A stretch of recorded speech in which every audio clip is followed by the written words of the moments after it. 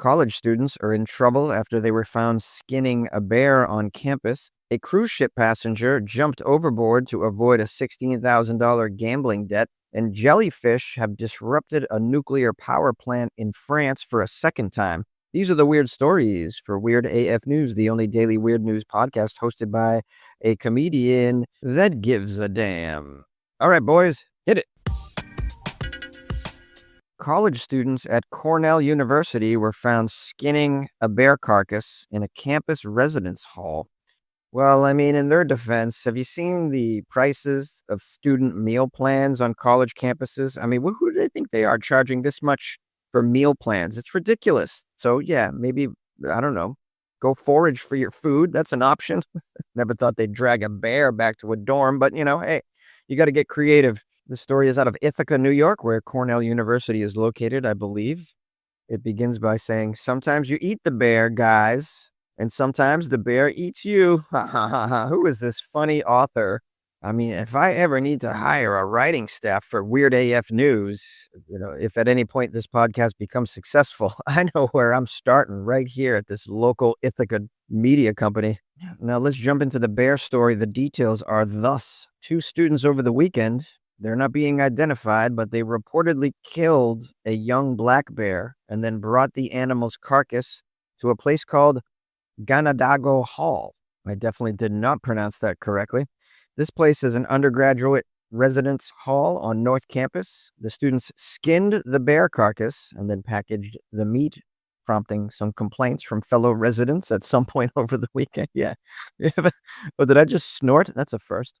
But seriously, did you think no one was going to see you drag a bear into your dorm and skin the damn thing? I mean, the noise of it, people seeing it. I'm sure there's a smell involved. It is a dead bear carcass after all. Did you think you were going to get away with this? But they probably thought that this was okay. I mean, I just don't understand why we're all in trouble for this sort of thing. They never told us we couldn't skin a bear carcass in a dormitory. If this sort of thing is frowned upon, we had no idea. I mean, aren't we allowed to cook in our dormitory like it's our own home, for crying out loud? I mean, I pay for a shared kitchen space after all. My parents didn't get me this George Foreman grill for nothing. I got to put this thing to use. Well, isn't that special? These boys are special. Now, the Cornell University officials say a complaint was submitted to the Cornell University Police Department Sunday night, and a police report was made, but no charges have been filed in connection with this bear carcass skinning dormitory incident. In a photo posted to social media, the partially skinned carcass can be seen on top of a table draped with a camouflage patterned tarp in what appears to be one of the building's shared kitchens. It's a shared kitchen in the building, not even in their own dormitory. It's not even a private kitchen in their little suite. It's a shared one on the campus. You just thought you skinned a bear in there? Nothing to see here, guys. Oh, I feel so bad for their parents. When did you know your son Scotty wasn't cut out for a university lifestyle? Oh, it was probably the time he skinned a bear in a shared kitchen on campus. Yeah, it could have been that. Now, according to the report, the students did have valid New York State hunting licenses, and so they did kill the bear lawfully over the weekend. Oh, that makes it all so much better, and it makes them less dumb, right? It makes them way less dumb. Now, I'm not going to say all hunters are dumb, but I'm going to say there's probably some data out there, or you could collect this data, and it would probably show that the more hunting you do, the fewer brain cells you have overall. That's just a generalization, but I'll bet you there's something there. At least in the United States, that is. All right, I don't want to speak ill of hunters in other countries. Now, according to the report and the photo, although it's hard to tell by the photo, the bear is about the size of a dog. So they believe that it's a cub that they shot and dragged back to their dormitory. Now, were they really going to eat a bear cub is what I'd like to know. Or was this some sort of extra credit for a class that RFK Jr. was teaching over there? And Cornell, come on, that's a good joke, guys. I know. I think it's difficult to believe that they would be wanting to eat this bear because bears are just filled with parasites. You have to really cook the crap out of a bear to eat it, to make it edible. I don't know. Were these kids where were they going to cook it on campus to that degree that they could make it edible? I just don't see this. Maybe they were making a bear rug. It does get cold in upstate New York this time of year. Oh, I have my answer right here. There's a photograph that was obtained by the Ithaca media that shows a refrigerator door full of raw meat packed in Ziploc freezer bags, apparently taken after the students had finished processing the animal. It's unclear whether or not the meat in question is of ursine origin. Ursine, Ursine. Oh, I got the definition of ursine. It's an English word. It comes from the Latin word ursinus, meaning of or like a bear, which itself comes from ursus, the Latin word for bear. This writer used this word in this article as if anyone's going to understand that. Although now that I think of it, isn't Ursa Minor and Ursa Major the big and small bear? Those are constellations. Am I overstepping my my brain here? Overstepping my brain. Yeah, that works.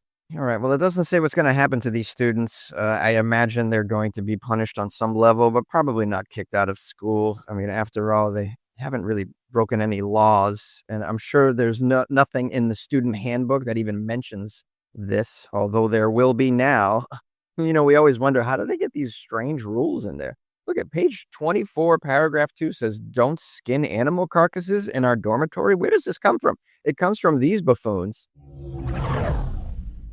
A cruise ship passenger jumped overboard allegedly to dodge a $16,000 on-boat gambling debt. We have here a cruise ship passenger facing a federal charge after he leaped overboard with thousands of dollars in cash on his person.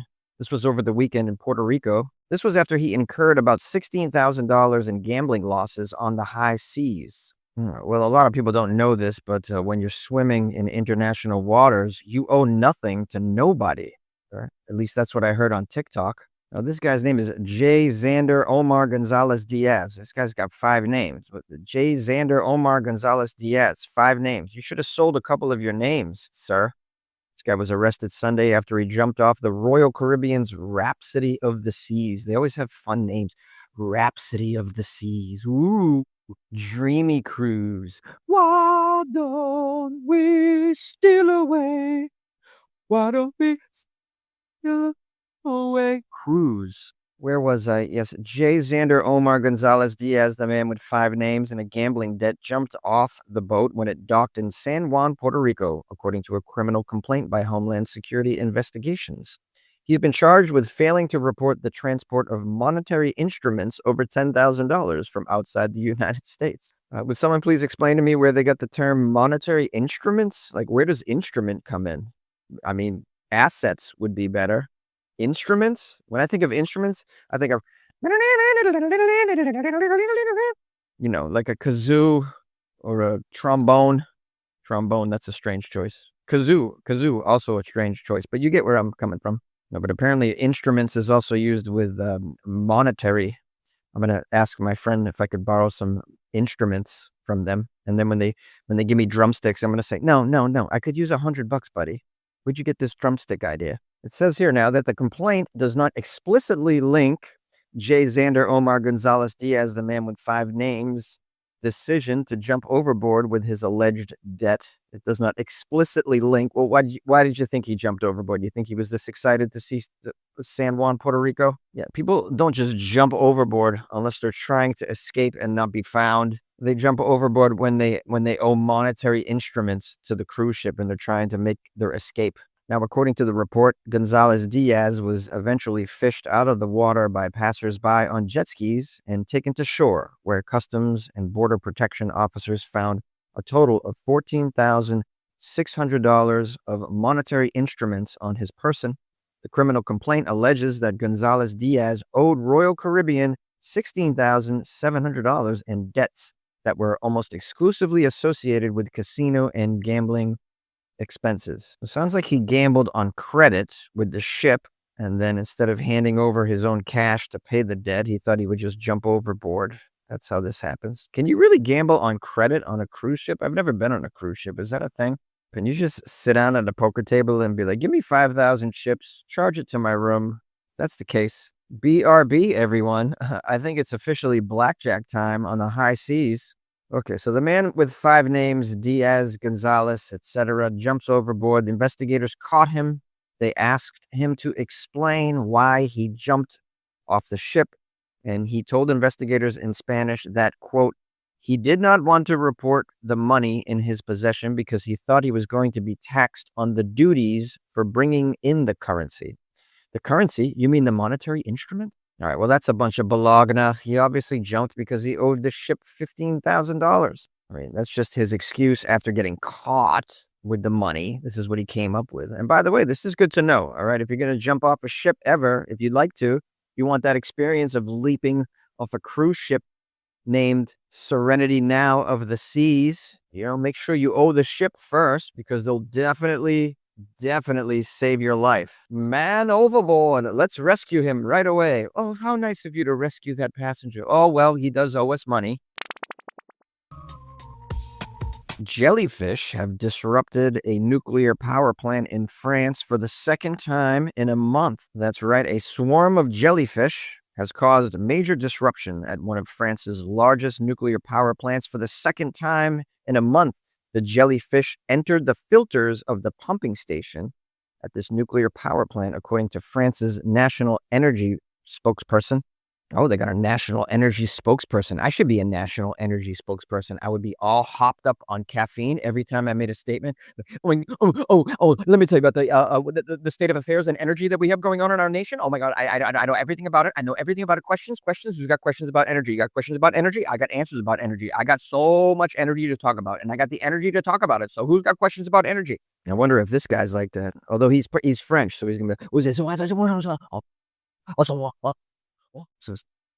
why is that guy so energetic? Well, he is the spokesperson for the energy organization in France. All right, let me get it together. I'm going rogue here. I'm highly caffeinated, as you can tell. So we have the jellyfish that enter the filters of the nuclear power plant. You would think that they would have better filters that are small enough to prevent jellyfish from entering. Jellyfish like warm waters. I'd imagine the oceans surrounding a nuclear power plant are going to be pretty warm. And that jellyfish would love that little environment. So you should probably have jellyfish-proof filters. But, I mean, human stupidity, it's everywhere, right?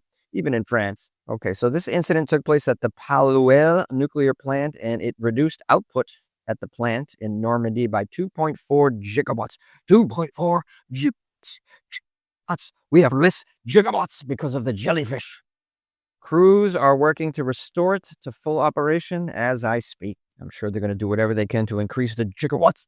It says here this 2.4 gigawatt decrease represents about half of Paluel's 5.2 gigawatt output. Well, half of its nuclear output. That's a lot of gigawatts of nuclear energy here. This does sound like sort of the beginning of a sci-fi movie. Anyone else think that when they heard this? Like, just imagine some jellyfish getting whacked with so much radiation that they get huge and they form like a giant Godzilla-type creature. Jellyfish, the Rise of the Slime, coming to theaters near you. The article says that this is not the first time this has happened. In August, another major nuclear site in France was also disrupted by jellyfish after a massive and unpredictable swarm of jellyfish forced the Gravelines nuclear plant to temporarily cease all of their gigawatts operations. Well, how about that? And when we come back, it's nuclear power plant 0, jellyfish 2. All right, in case you're wondering, nuclear makes up about 70% of France's total energy consumption, according to the World Nuclear Association. Paluel, the nuclear plant that was shut down this time, is one of France's largest nuclear power plants, with each of its 4 units generating over 1,300 megawatts of power. The energy spokesperson said that, and sometimes the soft-bodied creatures, they sneak through the filter. They shut down the power. We must do something about the jellyfish. Maybe we can eat them on top of crackers.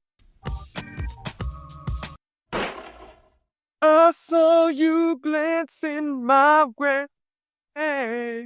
And I know what you're after. No, so good chances tonight. So why don't we steal away? Hello, my friends. Thank you so much for listening to this episode of the Weird AF News Podcast. The only Weird News Podcast that does many, many, many episodes. We are over 2,000 episodes of Weird News. And it feels so good to give it to you. Thank you.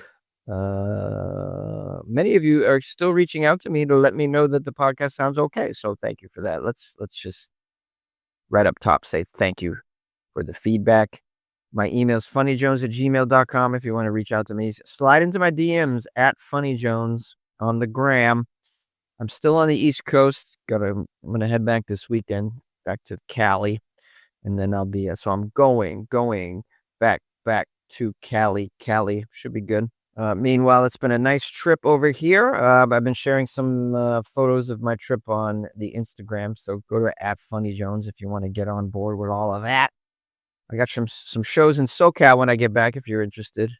Going to some really exciting places such as Santa Clarita. So, I mean, crazy, right? Oh, gonna be good. I'll even be in Long Beach on Saturday night. Whoa, Jonesy, stop bragging. I'm so sorry. Sometimes I take an opportunity to brag about all the cool things I'm doing. All right, listen, tomorrow's Friday, Florida Friday episode. Please, if you come across any weird Florida news from the week, don't hesitate to send me a link to the story if you think it's appropriate for the Florida Friday podcast. Make sure it's a recent episode and not a repeat. I don't want to. I did repeat recently, but that's just because I couldn't get my microphone working. But I want to do new episodes with new Florida man stories. So please send me the new ones from this week. All right. And if you won the lottery, I don't know if you won that Powerball, then you want to send me some money. That's really nice of you. You're going to definitely get into heaven if you do it. You go to weirdafnews.com. You can buy me coffee or join the Patreon. That's a cool thing to do. Join the Patreon is a lot of fun. Or you can go to patreon.com/weirdafnews as well. You don't even have to go to the website. Anyways, enough of that. I'll see you tomorrow for the Florida Friday episode. Looking forward to it, my friends. Thank you so much, and I hope you have a great day.